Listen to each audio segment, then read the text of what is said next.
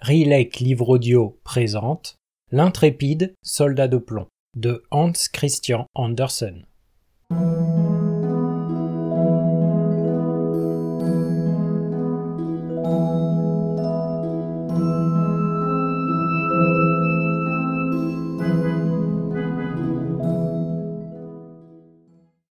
Il y avait une fois 25 soldats de plomb, tous frères, car ils étaient nés d'une vieille cuillère de plomb.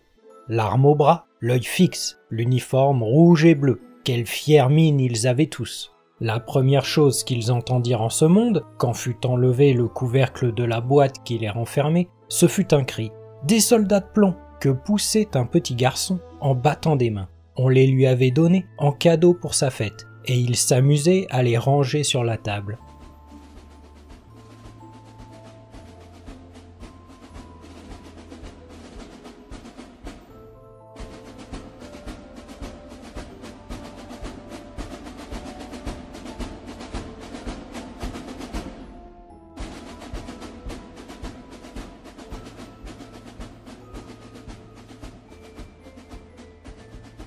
Tous les soldats se ressemblaient parfaitement, à l'exception d'un seul, qui n'avait qu'une jambe. On l'avait jeté dans le moule le dernier, et il ne restait pas assez de plomb. Cependant, il se tenait aussi ferme sur cette jambe que les autres sur deux, et c'est lui, précisément, qu'il nous importe de connaître.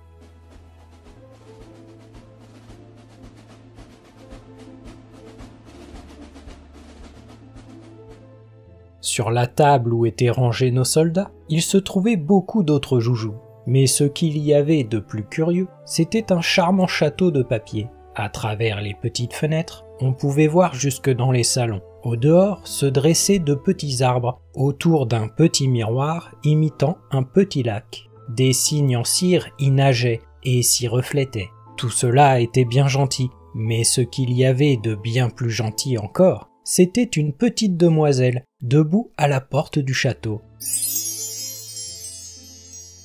Elle aussi était de papier, mais elle portait un jupon de linon, transparent et très léger, et au-dessus de l'épaule, en guise d'écharpe, un petit ruban bleu, étroit, au milieu duquel étincelait une paillette aussi grande que sa figure. La petite demoiselle tenait ses deux bras étendus, car c'était une danseuse. Elle levait une jambe si haut dans l'air que le petit soldat de plomb ne put la découvrir, et s'imagina que la demoiselle n'avait, comme lui, qu'une jambe. « Voilà une femme qui me conviendrait, » pensa-t-il. « Mais elle est trop grande dame, elle habite un château, et moi une boîte en compagnie de 24 camarades, et je n'y trouverai pas même une place pour elle. Cependant, il faut que je fasse sa connaissance. » Et ce disant, il s'étendit derrière une tabatière. Là, il pouvait à son aise regarder l'élégante petite dame qui, toujours, se tenait sur une jambe sans perdre l'équilibre.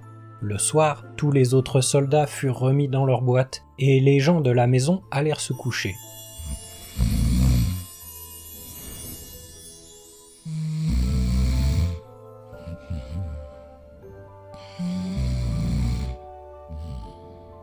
Aussitôt, les joujoux commencèrent à s'amuser tout seuls.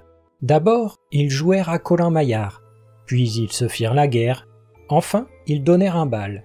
Les soldats de plomb s'agitaient dans leur boîte, car ils auraient bien voulu en être. Mais comment soulever le couvercle?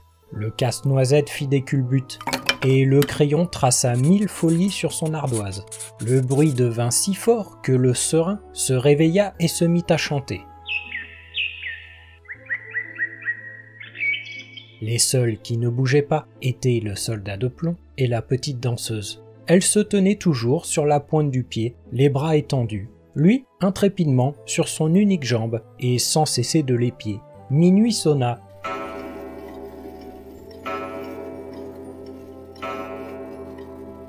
Et crac! Voilà le couvercle de la tabatière qui saute. Mais au lieu de tabac, il y avait un petit sorcier noir. C'était un jouet à surprise. « Soldat de plomb, » dit le sorcier, « tâche de porter ailleurs tes regards. » Mais le soldat fit semblant de ne pas l'entendre. « Attends jusqu'à demain, et tu verras, » reprit le sorcier. Le lendemain, lorsque les enfants furent levés, ils placèrent le soldat sur l'appui de la fenêtre. Mais tout à coup, enlevé par le sorcier, ou par le vent, il s'envola du 3e étage et tomba la tête la première sur le pavé.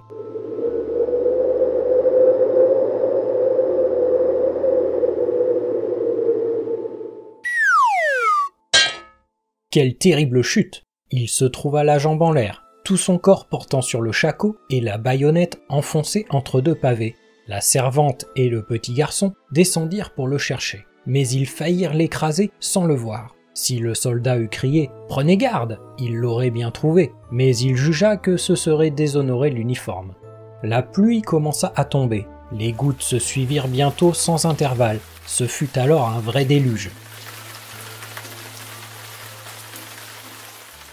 Après l'orage, 2 gamins vinrent à passer. « Ohé !» dit l'un. « Par ici ! Voilà un soldat de plomb. Faisons-le naviguer. » Ils construisirent un bateau avec un vieux journal, mirent dedans le soldat de plomb et lui firent descendre le ruisseau. Les 2 gamins couraient à côté et battaient des mains. Quel flot, grand Dieu, dans ce ruisseau, que le courant y était fort, mais aussi il avait plu à verse.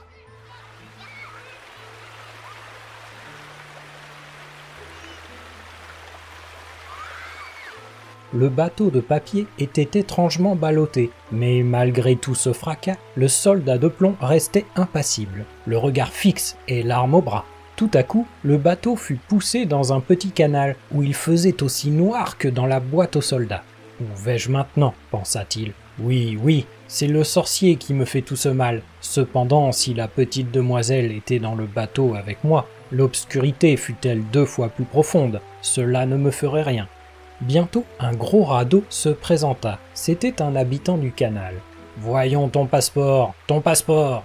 Mais le soldat de plomb garda le silence et serra son fusil. La barque continua sa route et le rat la poursuivit. Ouf! Il grinçait des dents et criait aux pailles et aux petits bâtons « Arrêtez-le! Arrêtez-le! Il n'a pas payé son droit de passage! Il n'a pas montré son passeport !» Mais le courant devenait plus fort, toujours plus fort. Déjà, le soldat apercevait le jour, mais il entendait en même temps un murmure capable d'effrayer l'homme le plus intrépide. Il y avait, au bout du canal, une chute d'eau, aussi dangereuse pour lui que l'est pour nous une cataracte.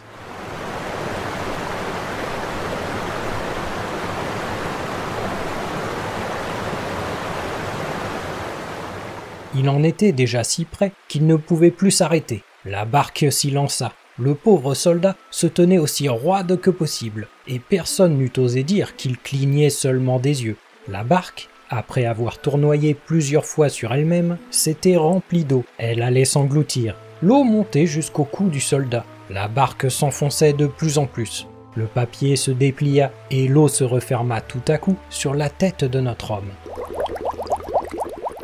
Alors, il pensa à la jolie petite danseuse qu'il ne reverrait jamais, et crut entendre une voix qui chantait « Soldat, le péril est grand, voici la mort qui t'attend ».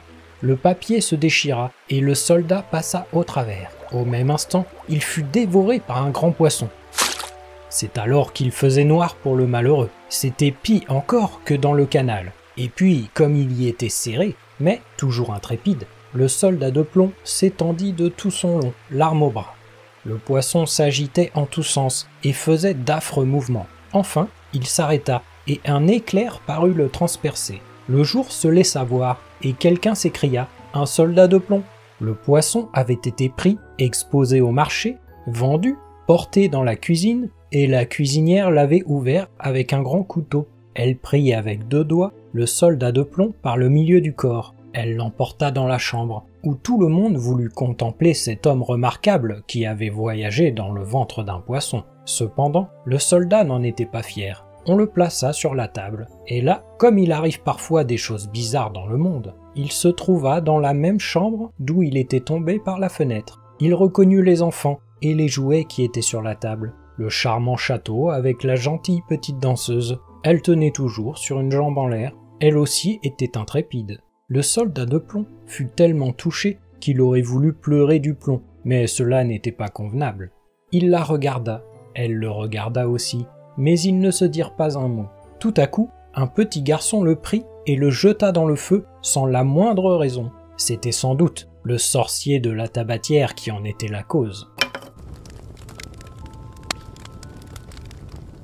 Le soldat de plomb était là, debout, éclairé d'une vive lumière. au milieu d'une chaleur horrible. Toutes ces couleurs avaient disparu. Personne ne pouvait dire si c'était les suites du voyage ou le chagrin. Il regardait toujours la petite demoiselle, et elle aussi le regardait. Il se sentait fondre, mais toujours intrépide, il tenait l'arme au bras. Soudain s'ouvrit une porte. Le vent enleva la danseuse, et, pareille à une sylphide, elle vola dans le feu près du soldat et disparut en flammes. Le soldat de plomb était devenu une petite masse. Le lendemain, lorsque la servante vint enlever les cendres, elle trouva un objet qui avait la forme d'un petit cœur de plomb. Tout ce qui était resté de la danseuse, c'était une paillette que le feu avait rendue toute noire.